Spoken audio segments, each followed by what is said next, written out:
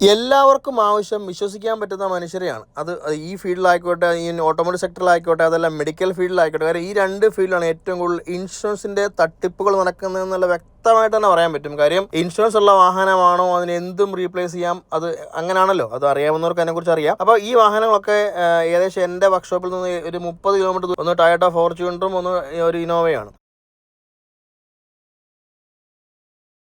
Timing റീപ്ലേസ്മെൻറ്റും. ഈ വണ്ടി വന്ന സ്ഥലത്തിൻ്റെ അടുത്തൊക്കെ ഒരുപാട് ഷോറൂമുള്ള സ്ഥലമാണ്. അവിടെ നിന്ന് ഇത്രയും ദൂരം ഈ വാഹനം ഓടിച്ച് ഞാൻ അവരോട് മുൻപ് കാണിച്ച ആ വിശ്വസ്തത അവർക്കുള്ള. അതുപോലെ എല്ലാ വർക്ക്ഷോപ്പുകാരും എൻ്റെ സ്ഥാപനത്തിൽ വന്ന ഏതൊരു വണ്ടി അത് റീപ്ലേസ് ചെയ്ത് എന്തൊക്കെ പാർട്സ് ആണെന്ന് അവർ എന്നോട് ചോദിക്കാൻ ഞാൻ അത് അടുത്ത വീഡിയോയിൽ കാണിക്കാറുണ്ട്. അപ്പം ഇതുപോലെ നിങ്ങൾക്ക് എന്തെങ്കിലും വണ്ടികൾ, ഏത് വണ്ടി ആയിക്കോട്ടെ, അത് പ്രീമിയം വണ്ടി, സെമി പ്രീമിയം വണ്ടി, ഏത് അതിൻ്റെ എല്ലാ തരം വർക്കിനും നിങ്ങൾക്ക് ഞങ്ങളെ വിശ്വസിക്കുക. കാര്യം നമ്മളൊരു സാധനം മാറിയെന്ന് പറഞ്ഞ് മാറാതെ ബില്ല് മേടിക്കാറില്ല. ഇങ്ങനെ പറയാനുള്ള കാര്യം, ചില കസ്റ്റമർ പറയാറുണ്ട് കേട്ടോ. ചില കസ്റ്റമർ എന്ന് പറയും, ചേട്ടാ മാറിയ പാർട്സ് വണ്ടിക്കകത്ത് ഇട്ടേക്കണേ. അതിൻ്റെ അർത്ഥം എന്താണെന്നറിയോ? പണ്ടാരോ പറ്റിച്ചതിൻ്റെ പേരിൽ അവർക്ക് ഇപ്പോഴും ആ ഒരു ഭീതി അവരുടെ മനസ്സിലുള്ളതുകൊണ്ടാണ്.